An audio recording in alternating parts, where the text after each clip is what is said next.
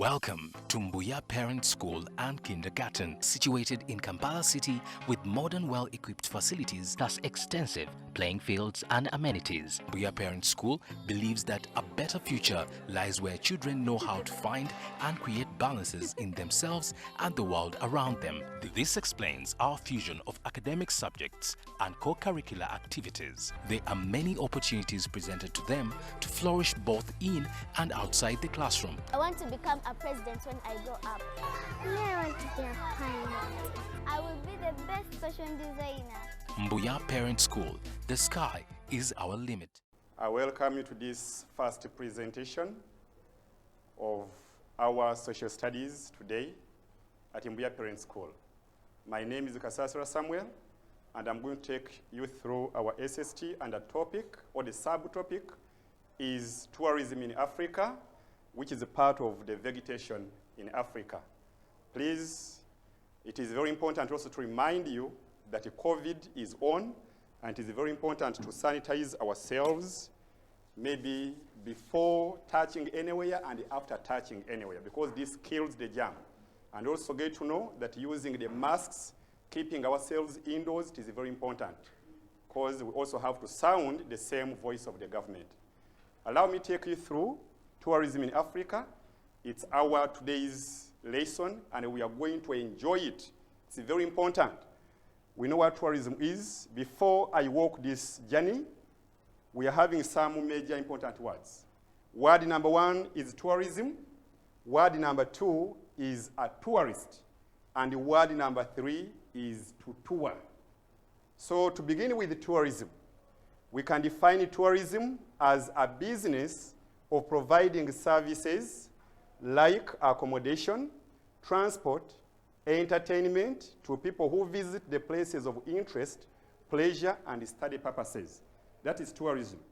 We also have another definition, and that definition is tourism is an act of moving from one place to another place of interest for pleasure or study purposes.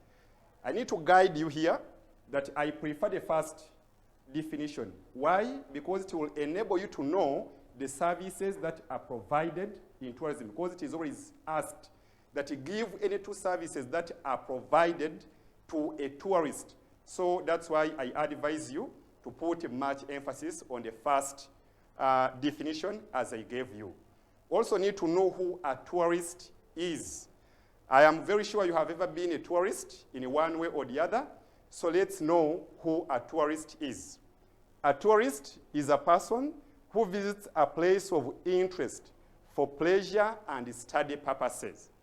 You have ever been a tourist because we know you have been in schools that organize tours. The day you moved from your school and headed somewhere for tourism, you were a tourist because you had gone either for pleasure or study, but ours are always study tours. So you had basically gone to study. It is also very important for us to know that there exists two types of tourism. And these are, one is international tourism. When you talk about international tourism, we mean someone moving from one country to another or one continent into another to see things of interest. As you can see, these are international tourists. These are whites. Actually, they are not our fellow Ugandans. They had come from maybe Germany, elsewhere, to come and see. You can see these ones are viewing a lion. It's very important to know that tourism, number one, is international tourism. Then another type, we are also having what we call domestic or local tourism. Domestic or local tourism. This is a person who may, like you leave your district and go to another district to see things of interest or to study. You can see this picture. These are Ugandans. Either these are school children or students. Actually, you will concentrate much on this. This is our school, Mbuya Parents. Those who can see, this is our dear director, Madam Tushabe Betty. We were in Western Uganda seeing. She was very happy. Kids were very happy. So this is what we mean by local or domestic tourism. Those are the two types of tourism that we have. Then we can also look at this. Tourism as an industry. This is something very important. They ask, why is tourism regarded as an industry? And here we shall give you basically two answers. Tourism is regarded as an industry because it earns income to the government. It is a source of revenue to the government. Those tourists who come from outside come and bring money, which help our government to run its day-to-day activities. Point number two, or our answer number two, regarding here, it creates employment opportunities to people, or it creates employment to people. Many people are employed in the tourism sector. Talk about the game rangers, talk about the game wardens, talk about the drivers who drive tourists, and so on and so forth. It's also very important to note that tourism is one of the trade things that are regarded as invisible trade. Why is tourism regarded as an invisible trade or export? It's because it does not involve physical exchange of goods, but earns income to the government. That question is very important. They will ask you, it begins from P6 and P7. When you go to tour somewhere, you do not actually carry something physically back to your home, but you pay money, meaning it earns income, but there is no physical exchange of goods and maybe services. That's why we say tourism is an invisible trade or export. Apart from tourism, we also have other examples of invisible exports and trade. And example maybe number one, we said one, of course, is tourism. Then two, we have what you call education.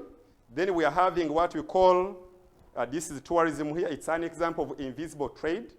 Then we have example number two, hydroelectricity. You've always heard that Uganda sells or exports its electricity to countries like Kenya, Rwanda, and so on. You can never find somebody carrying electricity, but Uganda earns a lot of foreign exchange from electricity or hydroelectricity. Then lastly is skilled labor. It's important to note that we only export and import skilled labor. Remember, there are three types of labor: unskilled, semi-skilled, and skilled. So for us, we can get, you heard of the time when Uganda had issues of doctors, and Uganda was ready, wanted to import the so-called Cuban doctors. So they were bringing their labor to Uganda. So these are examples of invisible exports or invisible trade. So in case they ask you, apart from tourism, you can also give these ones. Importance of tourism. Is tourism important? Yes. Do we know some of the importance of tourism? Yes, others no, but of course, we have this platform, we are going to allow you know. Importance number one, it earns foreign exchange. Like I explained before, tourism is a source of foreign exchange. This is the money the tourists give us. Every time they come to Uganda, they pay money physically, others go in lodges, in hotels, they eat food, and in so doing, the government taxes those places, like the hotels, like the beaches, and so on. And that's why we say tourism is a source of foreign exchange. Importance number two, it conserves wildlife. Wildlife is a very vast word. It's a big word. It is an aggregate of animals, reptiles, insects, things that live in the bush. So it conserves. How does it conserve? The government protects those things because it wants the tourists to come and see them. So tourism conserves. To conserve is to protect something for either future use or commercial use. So tourism conserves wildlife. Another point, it leads to the development of transport systems, hotels, health services, and recreation centers. This is very important. Places that are having game parks and game reserves and other tourist attractions have these things developed. Of course, those who have gone to different game parks like Queen Elizabeth, Maxon Falls, you know the roads are there. Those roads have been constructed because of tourism. Then hotels in such places are always developed, and they are built in large capacities and quantities. Because tourists have to sleep there, health centers, these ones provide health services, like the hospitals and so on. Recreation grounds, here I'll talk about beaches basically. Because when the tourists come, in their free time, after touring all over Uganda in the evening, they go in such places and rest. And after resting, then the following morning, the activity goes on. So that's importance number three. Importance number four, it creates natural beauty. Imagine if Uganda didn't have any forest. Imagine a situation if we didn't have any animal in Uganda. That would be very, very wrong. But we are having those forests because they harbor animals. We are having the game parks because animals are there. And they add so-called natural beauty. So that's very important. Once the animals are conserved, the forests are conserved, the beauty that we have increases, and that's why we say it creates natural beauty. Yeah, tourism also promotes international friendship. What do we mean? When the international tourists come, they become our friends. We also become their friends. And we begin exchanging ideas, and we become friends. At the end of the day, Uganda is a friend to America, and America is a friend to Uganda. Okay, we are continuing. This is another importance of tourism. It provides employment to the people. That's when I talked about it before. Tourism provides employment. It's a basement. It is actually a very good ground for people where they get jobs and earn money. You can see these are game wardens and rangers. This is about protecting this animal you see. These ones are all, so they are working in the game park and they are earning money. So that's why we say it provides employment to people. There are many people who are employed. Of course, like the Uganda Wildlife Authority, it has members, officials, and so on, and they earn because of tourism. So members, don't forget that tourism provides employment to people, just like we see these members here, the way they are doing their work.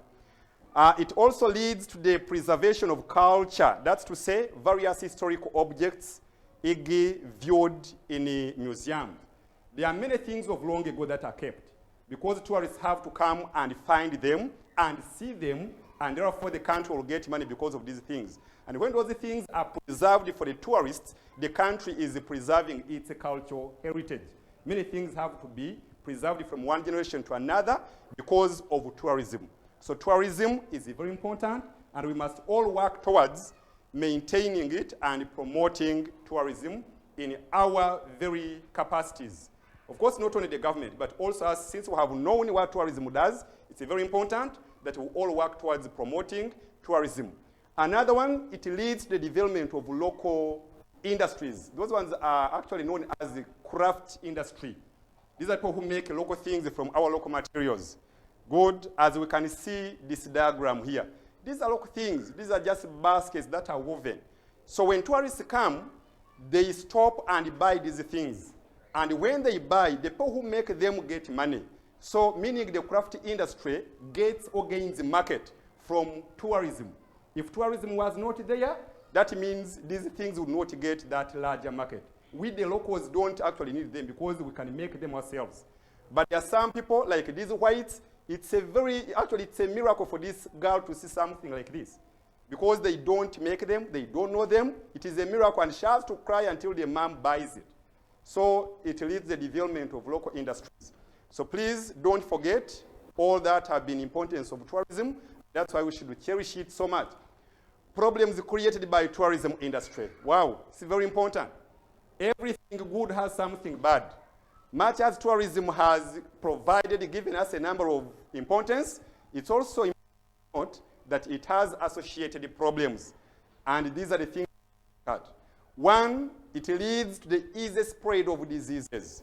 Let's take this time of the corona pandemic. If somebody came from maybe, let's say, South Sudan, somebody came from maybe America, from UK, Italy, where people are dying massively, and came with the virus, the Ugandan who gets direct contact with such a fellow will automatically get sick, and that's how tourism promotes the spread of diseases. So we should also be very careful when we are coming into contact with the tourists. Two, tourism promotes immorality. These are actually bad behaviors that are not allowed in our societies and our communities. Like let's talk about homosexuality. Uganda and other African countries have adopted these behaviors because they are brought by some tourists. Someone who comes and after spending a month in Uganda has spread such bad behaviors. So these aren't social behaviors which are not allowed in our societies. Some tourists bring them and they leave them in Africa, which is unfortunate. So that is the spread of diseases, promotion of immorality. Last but not least, some tourists come as spies. A spy is someone who comes actually to see or to oversee what we do. which is not allowed, actually, which is against our laws.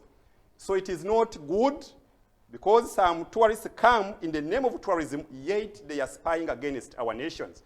So it is very important to note that tourism does not only provide good things, but also bad things. So it is our task to be very careful as we associate with them. Yeah, two factors which promote tourism industry. There are some things that make tourism actually flourish and develop. These are the things we are going to see. That's why you see countries like Rwanda, Uganda, we cannot measure our tourism at the same level. If you go to maybe South Sudan, Kenya, our tourism levels are different because of some factors. And factor number one, political stability. This is having peace in the country in terms of politics. People are not fighting each other. Maybe leaders are not fighting each other. When we are stable politically, it promotes tourism. But if we are not stable, there is no tourism at all. Because we would want to go in a war zone to carry out tourism, yet people are dying and people are killing each other. So political instability is not good. Political stability promotes tourism. Good transport, network, and systems. Here I'll talk about roads and maybe airplanes, the airports. I beg your pardon, good transport. We talk about roads. Good roads promote tourism. If roads are not well developed, tourism will be affected greatly. We talk about countries like Congo having many tropical rainforests, which are impassable. There is a poor road network. So such a country has got many terrific features, but people don't go there. Why? Because of poor road network. So it is important to have good transport in the country because it promotes tourism. Another, we talk about good publicity. This is something which is done through advertisement. Our tourist attractions must be advertised, must be shown to the rest of the world in order to make people actually get attracted, to know about what we have and then come to enjoy such things, our culture, our climate, a number of wildlife, animals, and so on. Good accommodation facilities. We talk about hotels. These are places where tourists put up, where they sleep. After touring the whole day, in the evening, they need accommodation, entertainment. So if a country has less of this, that means its tourism will be affected.